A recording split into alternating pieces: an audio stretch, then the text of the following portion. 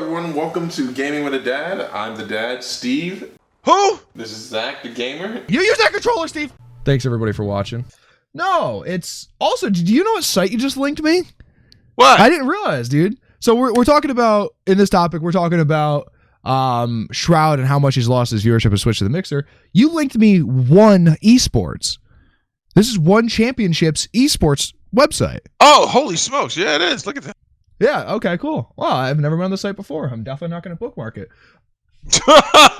Don't bookmark it. They're going to get into your history and start getting weird claims like, hey, Microsoft is shutting down.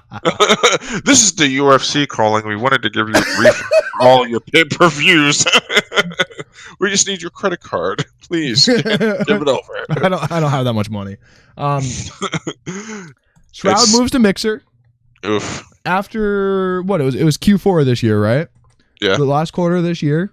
Probably had his best quarter the year before, or the quarter before. And now we're down. Man, at one point, I think he had a live stream that peaked at 718,000.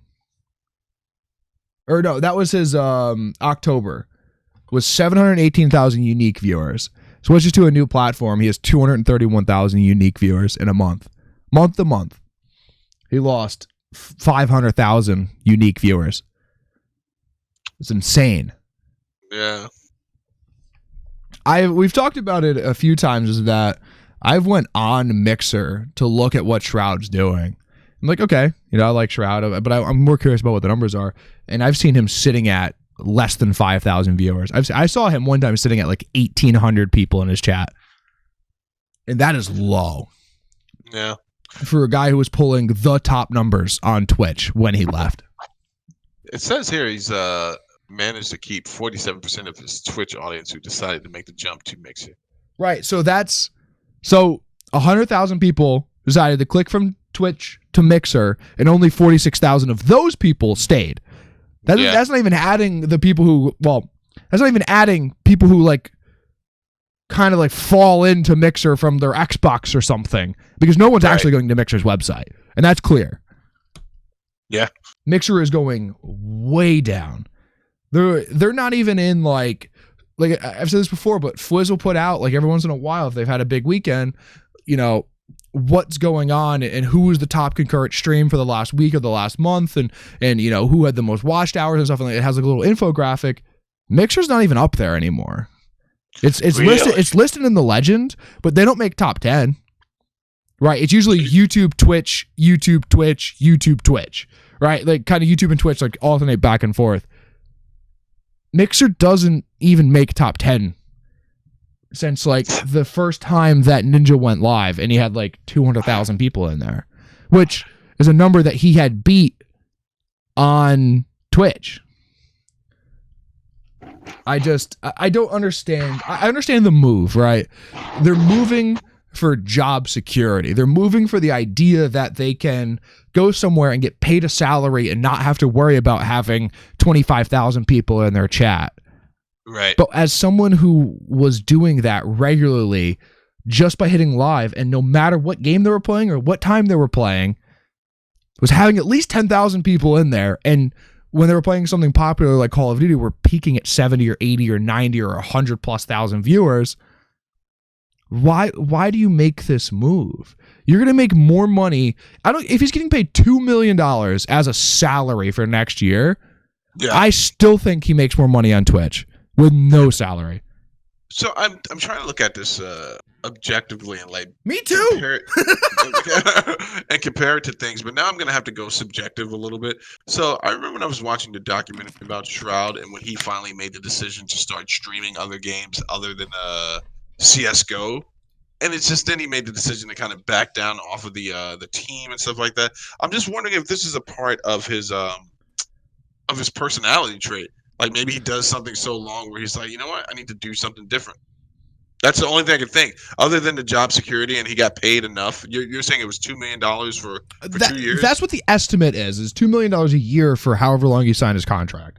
That's the estimate. So $2 million a year, not $2 million for 2 years. Correct. Yeah. And then any endorsements outside of this? Any other deals? Because Ninja claims that he's had a bunch of endorsements on the table and stuff like that. For sure. Yeah. No, he does. Right. He has sponsors and he has companies and brand ambassadors and such. But you're going to start losing that stuff. It's going to be hard to go to Nissan, right, or Toyota or like a car manufacturer, a non-endemic sponsor for the scene, and go, hey, I'm Shroud. You probably know my name. Here's my viewership for the last month. It was 175,000 people. You could get that by running a Super Bowl ad for less money. Yep. Right? You know, Doc now is in a really good spot. Doc's getting a TV show, right? Yeah. Which is interesting. Doc has the personality for it. Yeah, it's just. But if that didn't happen, Doc could go to Coke and say, hey, I had 900,000 people in my stream last month. Sponsor 4 streams in a month. We'll get Twitch to put us on the front page. We'll have 60,000 people in here each one of these 4 times. $1 million, whatever the deal is, right? I don't know what the buys per view is in that market. Let's do a deal for a month, and if that goes well, let's see if we can do a quarter deal or something, right? Shroud can't do that now. That's where it loses me. And that's where you kind of want to see what the contract breaks down, but you really want to understand it until like Dr. Shroud. Ninja's explanation for the whole thing, he makes it seem, and before the Ninja fans started jumping down my throat, I'm not doubting the sincerity of the statement, but Ninja made it seem like it was an altruistic move on his part, and maybe even Shroud's, like giving streamers and content creators the choice, pushing the conversation forward where it's not monopolized, like you have to have this many people in your chat to sustain yourself. And if that's the truth, then man is going out on his sword doing something he enjoys. I hope. The only reason he was able to do that is because of how big he was on Twitch, though. Yeah. Right. 100%. I don't know if he doesn't realize that. I feel like Ninja's a smart guy. But he's saying like, oh, I want people to have an option, and you could sustain yourself for a living on any one of these platforms. And it's like, but even if you never streamed again, you probably have enough money at this point and enough endorsements. And like, he just released a shoe with Adidas, right? You probably have enough outside popularity that you probably don't have to stream anymore. You could go do something else and still be as popular at that if you want, right? He could go to Mixer, and clearly he's not as popular in Mixer as he was on Twitch, but no. He has the option to go to Mixer. Courage has the option to go to YouTube. Shroud has the option to go to Mixer, right?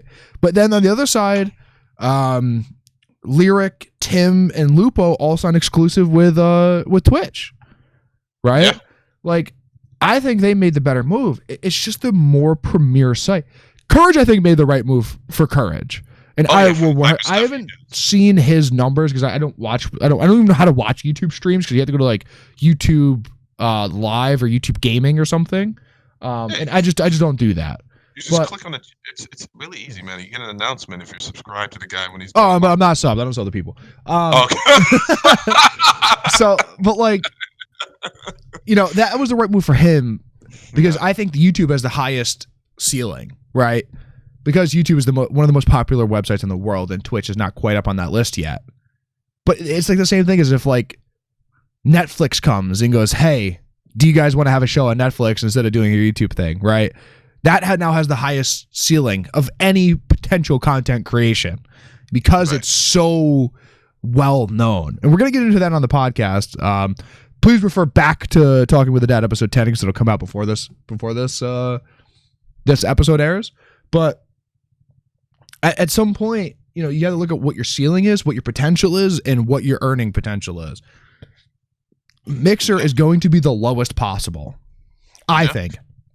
I mean, at this point, I got to be honest with you, though. The more research I do, and when I say research in regards to Mixer, like I'm talking about like actually streams, it just seems like a very niche community where these people really enjoy each other, but the numbers are really low, but they're like enjoying themselves.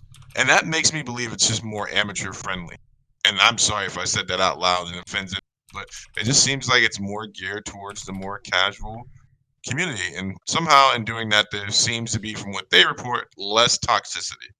And maybe that factored into their it could be. Move. It definitely could be. And it seems like we're just going to wrap this up here soon, but as a streamer or as a content creator, your job is to get the most amount of views possible, right? Yep. Whether it's because you're sponsored by someone and you owe that to them for the money that they paid you, or that's how you make your income, right? At the end of the day, at their level, it's a business. It's probably not even fun for them anymore, but it's a job and it's business. I'm not saying it's not fun, right? But I'm saying there's a level of business sense you have to have there, and signing an exclusive deal is good at the time and good for those years, but you have to look at where you're going to be on the other side of that. At the end of the 4-year deal that Shroud signs, I don't, Ninja's well beyond streaming at this point, I think, like well famous beyond that. When we look at just Shroud. At the end of that 3 or 4 years, what does he do? He's going to go back to Twitch, right? If he doesn't sign another deal with Mixer or retire, he's going to go back to Twitch. And now that's something I've secretly been thinking. I'm like, maybe he did this because he was like, you know what, coming to the end of what he doesn't think is a sustainable lifestyle for himself. Right. Yep. And I think he's smart. I think he invests his money well, right? I think he doesn't really spend a crazy amount of money. But, he's going to go back to Twitch. And now you lost 3 or 4 years of Twitch growth to go not grow somewhere else. Yeah. But I got to tell you, the only way I understand this, and I know we're wrapping it, the job I had, the career I had previously to the one I have now, paid me way more, 100%. Mm-hmm. But I was under the same type of pressure day in and day out. I was under the pressure to produce, recruit, and just find job possibilities. And the revenue was good as long as the revenue was there. Having something steady, even though it's considerably lower, has been a godsend in that regard. So I can see where he might be going with this. If he does retire, though, good on him. Maybe he'll marry that young lady who is clearly better at Rainbow Six than and make some little streamer babies. Let's move on.